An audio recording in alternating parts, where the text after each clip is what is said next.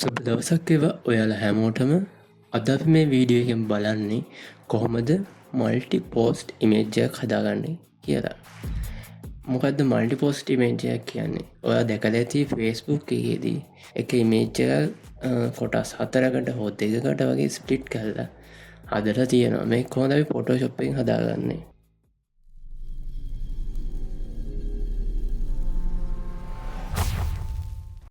ඒකට ඔයාලට කරන්න තියෙන්නේ ඔයාගේ කැන්වස් එකට අදාළ පෝස්ට් එක ඇඩ් කරගන්න ඕනේ. අපි සාම්පල් එකට මේ ඉමේජ් එක මෙහෙම දාමු.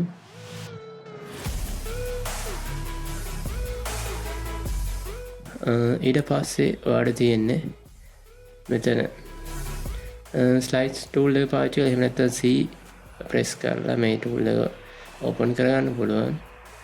ඊට කලින් වඩ පුළුවන් මෙන්න මෙතනින් views වලට ගිහිල්ලා මෙතන new grid layout කියන එක සිලෙක්ට් කරන්න ඕනේ. ඊට පස්සේ settings හදාගන්න ඕනේ. මෙතන මෙන්න මේ විදිහට columns දෙකක් සහ row දෙකක් හදාගන්න ඕනේ. ඊට පස්සේ වඩ මෙතන 1.5 වගේ මේ වගේ දාගන්න පුළුවන්. ඊට පස්සේ මෙතන margin එක 0 කරගන්න ඕනේ. මේක තව මොනවද අඩු කරගත්ත හැකි මේ විදිහට. මෙතනදී අපි හදාගන්න මේ පෝස්ට් එකේ අපේ මැද තියෙන ස්පේස් එක. ඊට පස්සේ මේ විදිහට දීලා ඕකේ කරන්න පුළුවන්. ඊට පස්සේ මෙතන ස්ලයිස් ටූල් එකට ක්ලික් කළාම මෙතන ඔයාලට ඔප්ෂන් එකක් එනවා ස්ලයිස් from grids කියලා. මේක ක්ලික් කරන්න. ඊට පස්සේ ඔයාගේ මේ කැන්වස් එක ස්ප්ලිට් වෙන එක තමයි වෙන්නේ මෙතනදී. ඊට පස්සේ ඔයා මේක එක්ස්පෝර්ට් කරන්න පුළුවන්. ඔයාලට මෙතනදී එක්ස්පෝර්ට් වෙද්දී මේක එක්ස්පෝර්ට් වෙන්නේ මේ 1/1 පාර්ට් එකක් ගන්න. එතකොට මේක එක කොටසක්, මේක තව කොටසක්, මේ විදිහට ස්ප්ලිට් වෙනවා. එතකොට අපිට ඕනේ කොටස මොනවද? මෙතනදී අපිට ඕන වෙන්නේ මේ ප්‍රධාන කොටස් 4 විතරයි. එතකොට මේ මැද්දේ තියෙන කුඩා කොටස් අපිට ඕන වෙන්නේ නැහැ.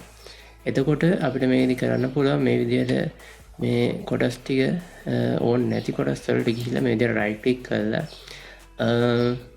මෙතන edit size option වලට යන්න. ඊට පස්සේ මෙතන image එකේ no image කියලා දීලා okay කරන්න. මේ විදිහට ඔයාට ඉතුරු ඒවලත් මේ විදිහට no image දෙන්න පුළුවන්.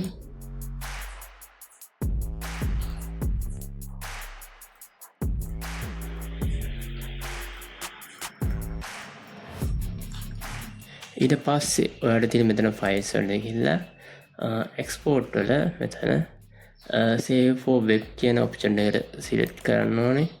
ඊට පස්සේ ඔයාලට මේ විදිහට බලා ගන්න පුළුවන් ඔයාගේ post එක.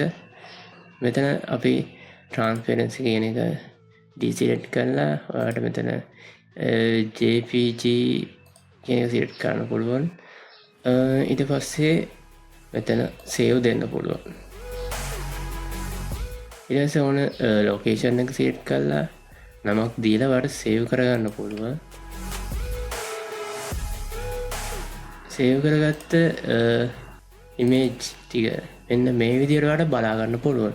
එතකොට මෙතනදී අපි Facebook එක නම් අප්ලෝඩ් කරගන්න පුළුවන් මේ විදිහට පිළිවෙලට සිලෙක්ට් කරලා.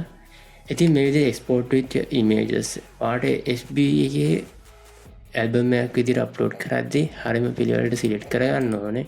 ඊට පස්සේ ඔයාලට අප්ලෝඩ් කරගන්න පුළුවන්. එතකොට ඔයාලට මේක තනි ඉමේජ් එකක් විදිහට ලස්සනට බලා ගන්න පුළුවන්. ඉතින් මම හිතනවා මේ වීඩියෝ වලට ගොඩක් වැදගත් වෙන්න ඇති කියලා.